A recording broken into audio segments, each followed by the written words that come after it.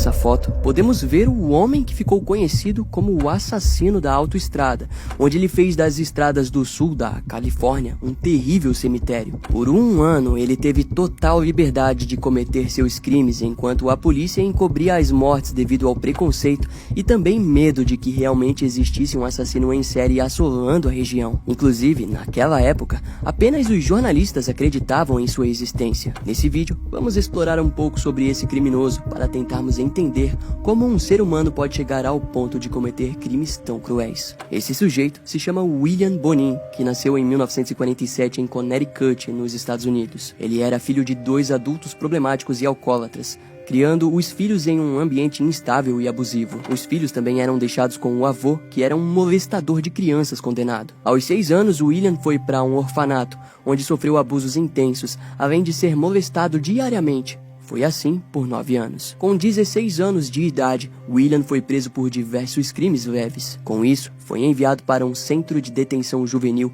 onde começou a molestar crianças menores. Com 18 anos, William se juntou à Força Aérea Americana, servindo como artilheiro aéreo na Guerra do Vietnã. Com 21 anos, foi dispensado com honras pela Força Aérea Americana e retornou para viver com sua mãe. Lá, William começou a sequestrar garotos e os estuprar. Um ano depois, ele foi acusado e condenado por assédio sexual e enviado para uma prisão. Alguns anos mais tarde, William foi liberado após ser declarado como não sendo mais um perigo para a sociedade, o que veio a se demonstrar um erro. Apenas um ano depois de ser solto, William foi preso novamente, acusado pelo estupro de David McVicker, de 14 anos, e pela tentativa de sequestro de um adolescente. Ele ficou apenas 3 anos preso e em 1978, William foi liberado por bom comportamento. Assim, ele conheceu Everett Fraser, um vizinho que o convidava para suas festas. Numa dessas festas, ele se tornou amigo de Vernon Burtz e Gregory Matthews Milley, que possuíam fantasias e desejos parecidos. Com isso, aqueles dois se tornaram seus cúmplices em futuros crimes. A suposta primeira vítima de William e Vernon Burtz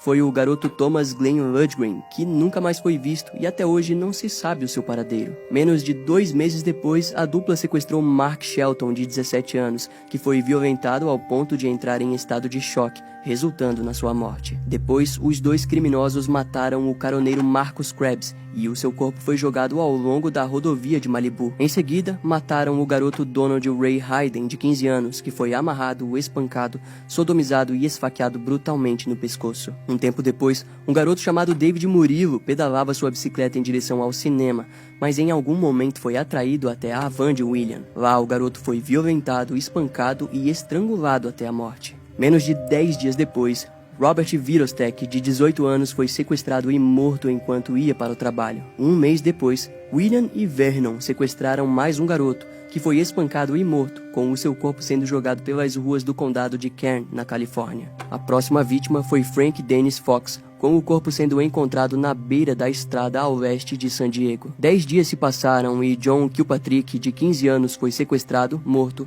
e jogado ao longo da cidade de Rialto, no condado de San Bernardino, na Califórnia. E conforme o tempo foi passando, eles foram fazendo mais e mais vítimas. Todos os corpos encontrados possuíam sinais claros de espancamento, mas a causa da morte sempre era estrangulamento com ligadura. Devido às marcas no pescoço, foi dito que uma barra ou outro objeto era colocado entre a ligadura e o pescoço e depois torcido. Mais marcas em locais como as mãos e pés indicavam que as vítimas eram amarradas e todas elas foram sodomizadas. Mas, em um certo dia, mudando um pouco o seu modo de agir, William Bonin ofereceu carona para um rapaz chamado William Ray Pugh, de 17 anos. O garoto aceitou e, um tempo depois, William o sequestrou, perguntando se ele queria fazer sexo, e o garoto ficou assustado. Em algum momento, William Pugh tentou sair da van, mas foi agarrado, e então o assassino disse que adorava dar carona para jovens e estrangulá-los até a morte, deixando o garoto ainda mais apavorado. Contudo, William Pugh não foi morto e foi levado para a casa do criminoso William Bonin. Lá, dias depois, o garoto decidiu por conta própria que ajudaria o seu sequestrador com os crimes. William Pugh foi atraído pelo criminoso e acabou se tornando um criminoso também,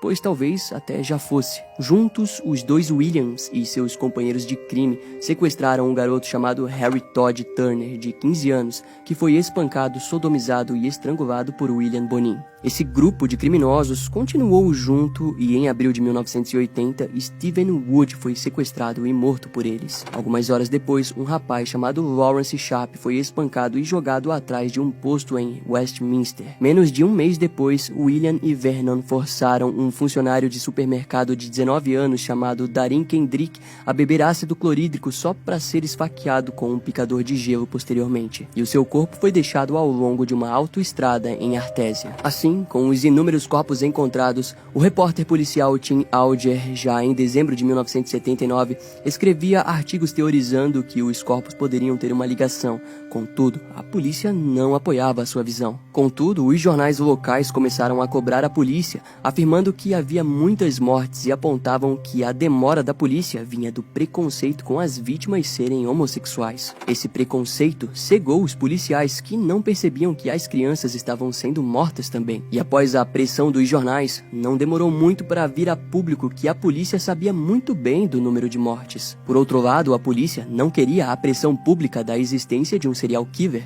falando o absurdo de que as mortes por estrangulamento eram normais dentro da comunidade homossexual daquela área. Em março de 1980, os jornais começaram a divulgar oficialmente a presença daquele que chamavam de o assassino da autoestrada. Em abril, o capitão Walt Ombey disse publicamente que o serial killer era uma invenção da mente dos jornalistas, afirmando que não havia evidências que ligassem as mortes. Mas os jornais continuaram a bater naquela tecla de que existia um assassino em série sim. Assim, as emissoras também começaram a cobrir a existência do criminoso. Com isso, as escolas deram início a um projeto com o objetivo de dar dicas para os alunos não pegarem carona com nenhum desconhecido. Então, com os assassinatos acontecendo com uma alta frequência e aumentando cada vez mais, finalmente a polícia parou de negar a existência de um assassino em série e passou a montar um grupo de investigação. E vejam só, em pouco tempo, no final de maio de 1980, tiveram uma informação através de William Pugh, que havia sido preso por roubo de carro. E foi através dele que descobriram que William Bonin era o assassino da autoestrada. Com isso,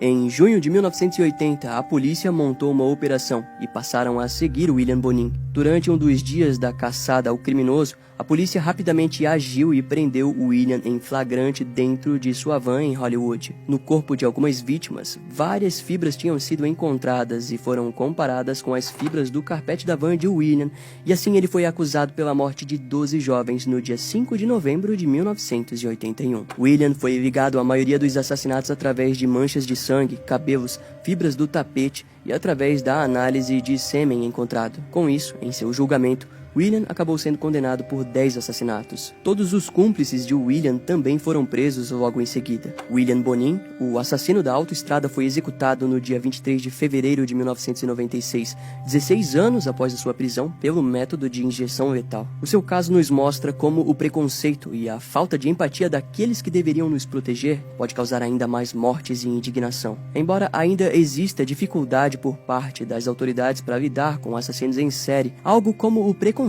jamais deve ser uma dessas barreiras. Podemos concluir que não há mais tempo para esse tipo de limitação na força policial de qualquer lugar do mundo.